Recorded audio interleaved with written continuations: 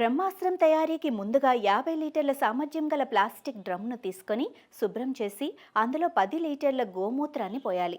తర్వాత 3 కిలోల వేపాకులను మెత్తగా నూరి గోమూత్రంలో కలిపి 2 కిలోల సీతాఫలం, బొప్పాయి, దానిమ్మ, జామ ఆకులను కూడా మెత్తగా నూరి ముద్దగా చేసి డ్రమ్లో వేసి బాగా కలుపుకోవాలి. ఈ మిశ్రమాన్ని 10 నుండి 15 నిమిషాల పాటు కర్రతో నెమ్మదిగా కలిపిన తర్వాత ప్రతి గంటకొకసారి 30 నిమిషాల పాటు మొత్తం 5 సార్లు మరిగించి పూర్తిగా చల్లార్చాలి. అనంతరం క్లాత్ సాయంతో ఫిల్టర్ చేసి వేరే పాత్రలో 24 గంటల పాటు మూత పెట్టి ఉంచాలి. ఈ ద్రావణాన్ని 6 నెలల వరకు నిల్వ చేసుకోవచ్చు. 1 లీటర్ బ్రహ్మాస్త్రాన్ని 50 లీటర్ల నీటితో బాగా కలిపి ప్రతి 15 రోజులకు ఒకసారి సాయంత్రం సమయంలో పంటలపై స్ప్రే చేయటం వల్ల ఇది తెగుళ్లను అరికట్టడంతో పాటు పేనుబంక, తామర పురుగు, మిడతలను అలాగే ఆకుముడత పురుగులను, పండ్లను తొలిచే పురుగులను నియంత్రించడంలో సహాయపడుతుంది.